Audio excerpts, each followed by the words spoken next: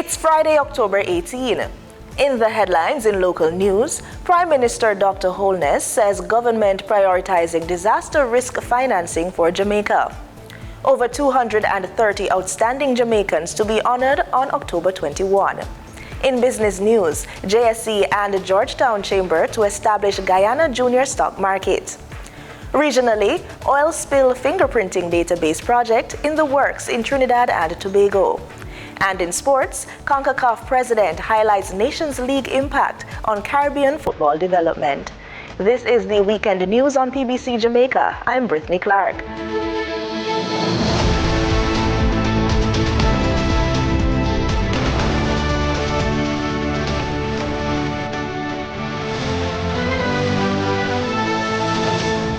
Prime Minister Dr. Andrew Holness has reaffirmed the government's commitment to prioritizing disaster risk financing in an effort to strengthen Jamaica's resilience to natural disasters.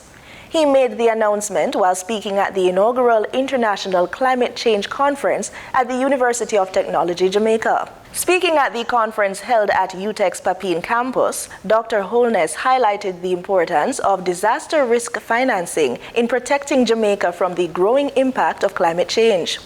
He noted that these financial measures are critical in allowing the country to recover from frequent weather events that could potentially derail national plans and programs. So governments have to think about this and plan for it.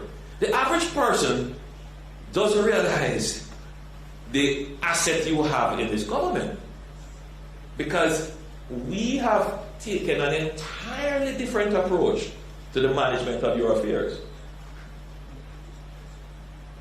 So what we have done is to create buffers in our budget to be able to address the high frequency but low severity events.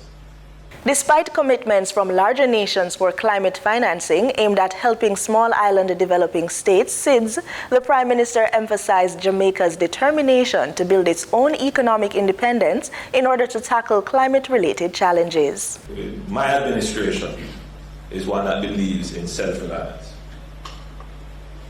I'm not going to wait on anybody's conscience to save me. I believe in saving myself. If somebody's good grace or conscience comes through, hey, great. But every Jamaican must stand on their own 2 feet and face the world. Don't wait on anybody. And that has been my view on climate change issues, on reparations, on loss and damage. We're going to fight to get them, but we're not waiting on them. Dr. Holness also called on universities to play a more active role in educating the public about climate issues and combating the spread of misinformation, which remains a significant challenge. The universities that need to get these complex issues to the common man. The role of the university is not to keep knowledge circulating in its halls. It's to circulate the knowledge outside the society to combat the high level of misinformation and ignorance that exists. Over 230 Jamaicans will be recognized for their contributions to nation building at the 2024 National Honors and Awards Ceremony set for National Heroes Day to be observed on October 21 at King's House. Among those receiving the country's highest honors are Professor Wendell Dwight Abel. He leads the list as he is set to receive the Order of Jamaica OJ for his work in psychiatry, particularly in the mental health and community health fields. Other notable OJ recipients include Minister of Tourism Edmund Bartlett and Minister of National Security Dr. Horace Chang. 30 individuals will receive the Order of Distinction in the rank of Commander, CD, while 38 will be conferred with the rank of Officer, OD. 2 civilians will be awarded the Badge of Honor for Gallantry for their life-saving actions, and the late Constable Ricardo Nicholas Fairclough will be posthumously honored with the Medal of Honor for Gallantry for his heroic efforts in a St. Anne shootout. The ceremony, presided over by Governor General Sir Patrick Allen, will also honor several members of uniformed services, including the Jamaica Defense Force, Jamaica Constabulary Force, and Jamaica Fire Brigade for their distinguished service. The government is taking a long-term approach to uncovering the causes of Jamaica's financial collapse in the 1990s, with the recent opened Financial Sector Adjustment Company FinSAC Commission archives now open for research. Finance and the Public Service Minister, Dr. Nigel Clarke, is encouraging academic researchers to dive into the archives to gain deeper insights into the crisis. Danita Rodney has the details. Speaking at the launch of the FinSAC archives in New Kingston on Thursday, Minister of Finance and the Public Service, Dr. Nigel Clarke, emphasized the importance of inviting academic researchers to examine the documents to get more comprehensive insights. What we can potentially have if these archives are harvested, what we can potentially have is a deeper set of conclusions drawn from a wider set of expertise. So rather than, I'm not saying that John Brown on the road who look at one document, and I'm not talking about that, but I'm saying if we can really entice the academic community, the policy-making, retired policy-making community, etc., to examine these archives and these folders, we can get valuable perspectives from a number of sources. The minister also announced a $20 million allocation for researchers from the University of Technology Jamaica and the University of the West Indies to explore the causes of the financial collapse. The government, the Ministry of Finance, we're taking a long-term perspective with the publication of these archives, and we're going to make funding available to the University of the West Indies, $10 million, the University of Technology, $10 million, to catalyze a process where there's a call for research proposals from interested researchers, and there's an independent and transparent mechanism of awarding research grants with the view that researchers, qualified researchers, can interrogate this database and supplement it with other pertinent material and produce works of scholarship on this important period in our history. Dr. Clarke stated that the grants could generate insights valuable for future policy making. By providing the research grants, we're seeking to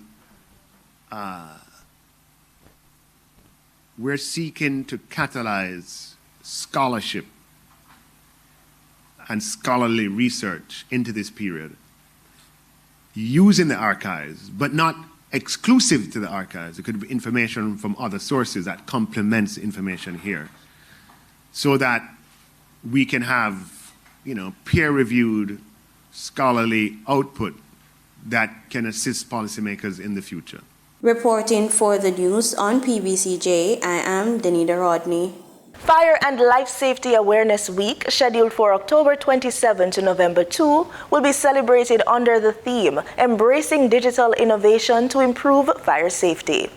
During a recent JIS think tank, Deputy Commissioner of the Jamaica Fire Brigade, JFB, Sean Martin, highlighted the week's focus on how the JFB integrates technology into its operations to enhance fire safety.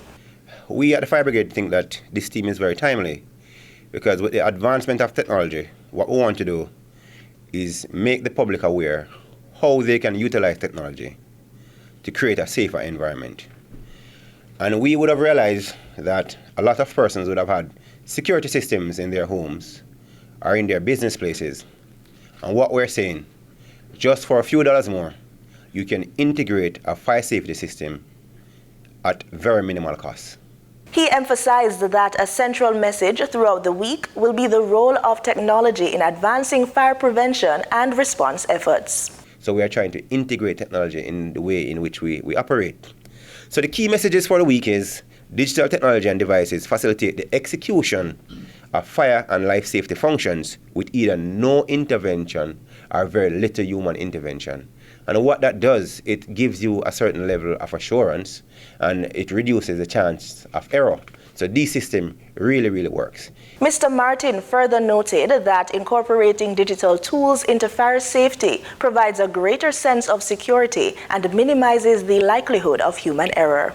It allows for functions such as automated equipment monitoring for electrical and other faults to be automated.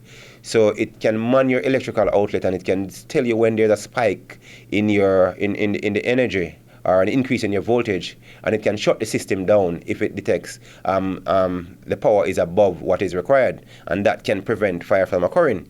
It reduces the need for human intervention, which facilitate by the approaches of the uses of digital technology. I reduce the life exposure to unsafe condition because it is a device that's actually doing the work and not people.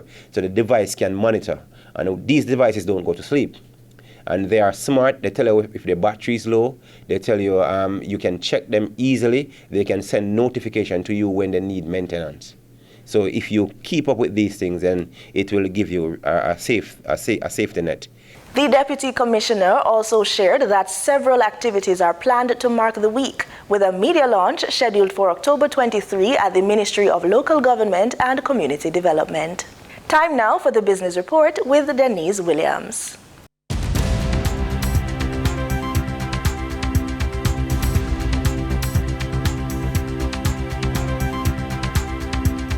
Good day, everyone, and thank you for joining us on the Business Report.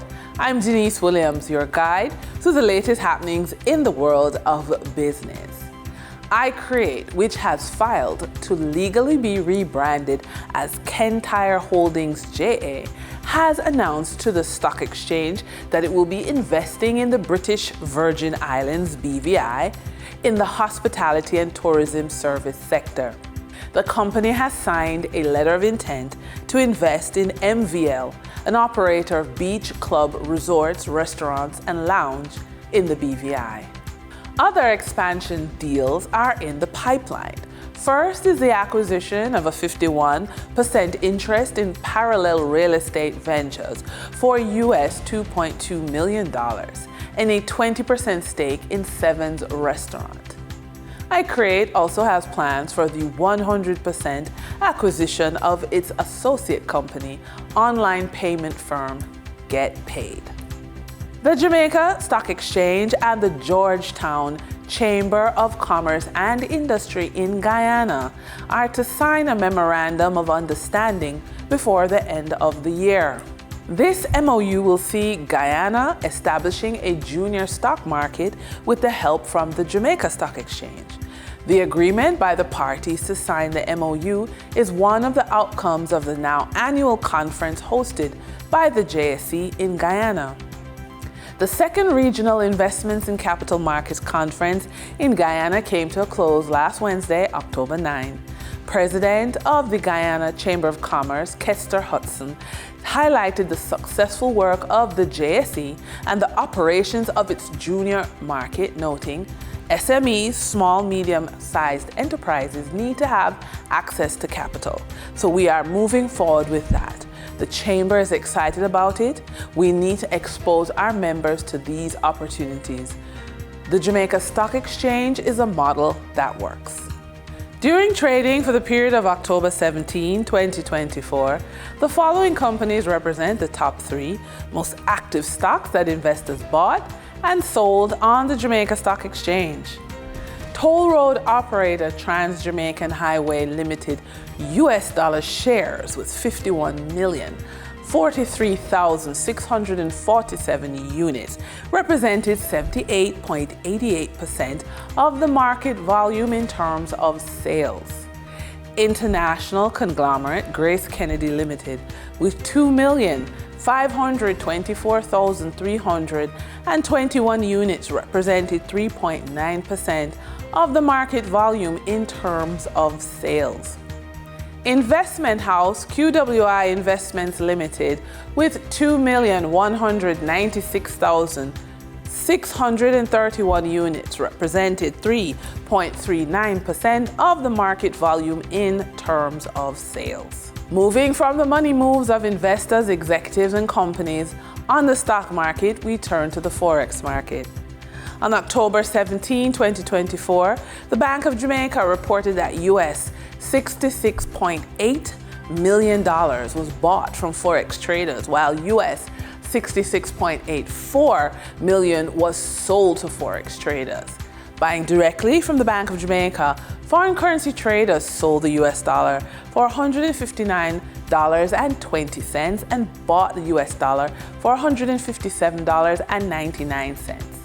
The difference between the buy and sell rate was $1.22, which represents a profit for Forex traders for every US dollar traded.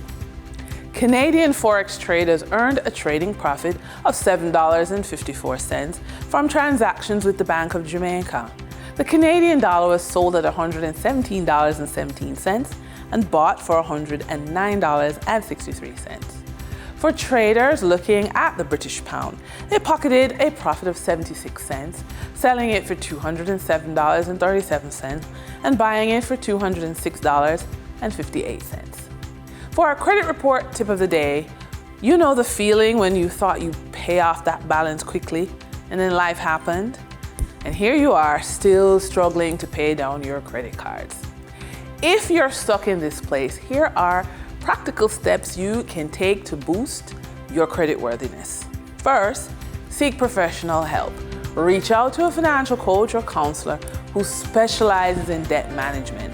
They can help you craft a plan specific to your situation. Second, stay motivated. Celebrate small wins along the way, whether it's paying off a credit card or reducing your overall debt balance. 3, plan for the future. Once you've made progress, build an emergency fund and keep it replenished. This will help prevent future debt traps. And with that, we wrap up today's business report. I'm Denise Williams. Appreciate your company. Stay well informed, stay ahead of the curve. Until our next update, take care. In regional news, Trinidad and Tobago's Ministry of Planning and Development is set to implement a new initiative, the Institute of Marine Affairs Oil Spill Fingerprinting Database. This project aims to enhance the country's ability to track and respond to oil spills with greater accuracy. More on this story ahead. Minister of Planning and Development Penelope Beckles-Robinson explained what the $500,000 allocation will provide for toward this project. The main goal of this project is to update and maintain a national and regional fingerprint database of Trinidad and Tobago based on liquid hydrocarbons from oil, gas, and petrochemical operations, imported and exported crude oil.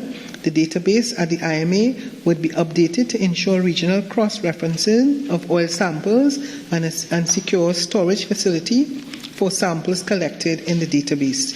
The allocation will be used to establish a physical data bank storage facility for oil samples, procure sampling and laboratory equipment, and train staff to use new equipment, software packages, and statistical techniques. This, she clarified, will be utilized in situations such as the recent oil spill due to a capsized barge that occurred off the coast of Cove in Tobago. Macri, okay, so we are looking, let me put it this way, this is going to enhance the IMA's capability in terms of assisting with that kind of research, because they were pivotal already during that time. Today. The minister was answering questions during the Standing Finance Committee in the lower house on Thursday. The ministry is seeking an allocation of $344,733,000 for fiscal 2025. Heritage Petroleum Company Limited has responded to reports of hydrocarbon sightings offshore, southwest of Trinidad and along the Cedros coastline. Via a media release, Heritage says the source of the hydrocarbon is yet to be determined. The company's incident management team was initiated, and a spill response team, along with 3 oil spill response contractors, were dispatched, and cleanup activities have commenced. Company officials are also engaging with the local community. Heritage says the Ministry of Energy and Energy Industries, the Environmental Management Authority, the Occupational Safety and Health Agency, and marine stakeholders have been notified of the incident. Surveillance of all beaches is also being conducted. Guyana's Vice President, Dr. Barat Jago, speaking on Thursday, emphasized that no one is above the law, stating the People's Progressive Party/Civic will not tolerate corruption practices regardless of personal relationships. The PPP will not tolerate corruption in the police force or anywhere else. And when we find corruption in the police force or anywhere else, there will be no attempt to cover it up. So if you believe that you have a special relationship with the government and that we will, pursuant to that relationship, cover up your misdeeds, you have it wrong. You don't know the PPP. When this matter surfaced, the opposition was saying that these individuals or this particular individual was linked to the government of Guyana. And they did not trust that there will be an impartial investigation. The AFC and the PNC called for external body to investigate because they believe that there will be a cover-up. We made it clear at that time that the investigations would be professional and there would be no interference from the executive to steer the investigation either way, and that the chips may fall where they may. If you did illegal things, you will face the consequences. And from all that I've read, that a lot of wrong things took place. A lot of illegalities took place. And so we will respond to the constitutional motion in court. And since some charges were made, trust me, our affidavit to respond to those charges may not be beneficial to the particular individual, because we will go into great details about what our findings were in the procurement system. And so when he was heading the administration of the police force. Legal professionals from the Eastern Caribbean have gathered in St. Lucia for the 18th Regional Law Conference of the OECS Bar Association. This highly anticipated event will feature important discussions on the future of law and justice in the region. More in this report. The opening ceremony of the 18th Regional Law Conference of the OECS Bar Association was held on Thursday, October 17th, at the Sandals Grand Resort, to a packed room of legal luminaries from across the Eastern Caribbean region. Welcome remarks were delivered by Jean M. Dyer, President of the OECS Bar Association and Law Conference Coordinator. We have a number of interesting topics, and I think they're timely discussions which will be held by experts in their respective fields. On the second day, for the first time, we're going to have an interactive practical workshop which would focus on various areas of practice management, advocacy, AI, and anti-money laundering compliance. A distinguished panel of speakers was present to address the gathering, with Chief Justice of the Eastern Caribbean Supreme Court, Mario Mitchell, leading the charge. Justice Mitchell regaled the audience with historical footnotes on the interesting rise of the OECS Bar Association.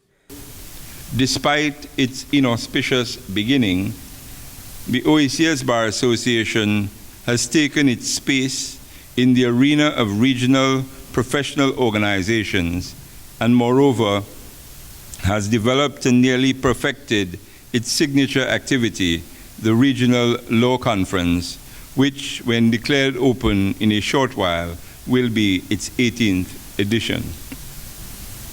Madam Chair, the OECS Regional Law Conference has over the years become an integral part of continuing and enhancing the legal education of Eastern Caribbean legal professionals and keeping them abreast of new developments in the law, including the new modalities in which law is practiced in the digital age. Chief Justice Mitchell was buoyed by the law conference's agenda to discuss the technological advances of modern litigation, touting the e-litigation portal, ELP. We are pleased to have a wholly electronic system of case filing and case management at all levels and within all spheres of our court system, hopefully by year end. In sports, we kick things off with football. CONCACAF President Victor Montagliani is emphasizing the importance of the Nations League for the development of football in the Caribbean, particularly for players from smaller islands. Speaking at a recent press conference at the Jamaica Pegasus Hotel, Montagliani noted that the Nations League, which began in 2018, has transformed Caribbean football, saying it offers players from smaller islands the chance to compete regularly against higher-level teams, providing international experience which was once limited. Montagliani stressed that these opportunities have created a stronger pathway for players, enhancing the competitiveness of football across the region. His comments were supported by the presidents of the Bermuda and St. Lucia Football Associations, who were also in attendance. We turn to cricket as Sri Lanka recorded a 9-wicket victory over the West Indies in the third and final T20 International on Thursday to claim the series 2-1. Joel Rain reports. Choosing to bat first, the West Indies were off to a shaky start at 62 for 5 in the 11th over at Dambala International Cricket Stadium. But a partnership of 54 for the 6th wicket between Captain Ravman Powell and Gudakesh Moti allowed them to recover before posting 162 for 8. Powell hit 37 of 21 deliveries and Moti struck a 15-ball 32. During the chase, Sri Lanka were provided a flying start with Patham Nissanka and Kusal Mendes adding a 61 partnership for the first wicket. Nissanka hit 39 of 22 before both Mendes and Kusal Pereira struck half-centuries as they reached 166 for 1 with 2 overs to spare. Mendes was unbeaten on 68 and Pereira blasted 55 not out. With the win, Sri Lanka clinched the series 2-1, their first bilateral T20 International Series win against the West Indies. Joel Rain, ABS Sports. That's the news on PBCJ. You can follow us on our social media platforms at PBCJamaica. Thanks for watching.